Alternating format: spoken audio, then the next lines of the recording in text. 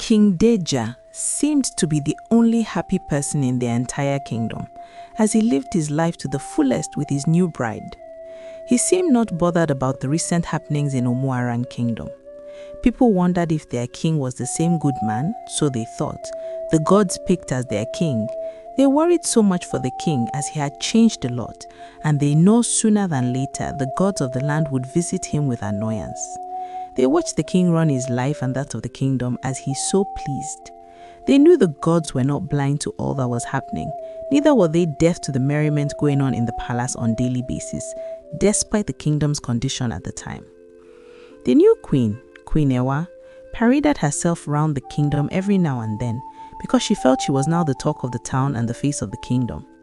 King Deja allowed her do whatever she wanted to do and gave her everything she requested because of the love he had for her. That would actually be the first time a maiden willingly married him without being coerced into marriage with him or being gifted to him.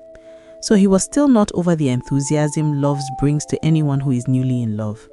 He made her his legal official queen, who would go with him to occasions outside Omuaran and do all that needed to be done by the king's wife. The other wives contested this decision, but their voices didn't go past their bedrooms, as the king was liable to punish them or send them packing if he heard them contesting his decision.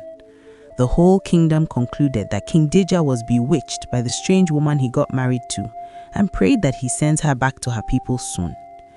The happiness of marrying a beauty queen began to diminish when a very strange seasonal illness set in for the king.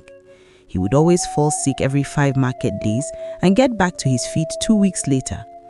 Whenever he was ill, everyone would think that was the time for him to die, only for him to get back to his feet again days later. There became an urgent need for the gods to be consulted as to why the king was always that ill, even though the king knew he was being punished for the offense he committed together with the chief priest. The gods could have easily forgiven him, just like they did when he raped the innocent girl, if he had confessed publicly and taken responsibilities for his actions, but he didn't. Hence, the wrath of the gods descending upon him for belittling them and thinking of them as blind not to see all he did. King Deja became worried and started thinking that was the end of the road for him. He nonetheless sought to seek the chief priest who had still not redeemed himself from his crimes against the gods. The chief priest answered the king for show-off, but they both knew what the problem was.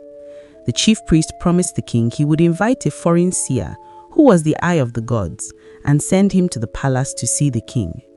He was glad to hear this, so he immediately asked the chief priest to go for the invite at once before nightfall. Just as the chief priest had promised, he sent a diviner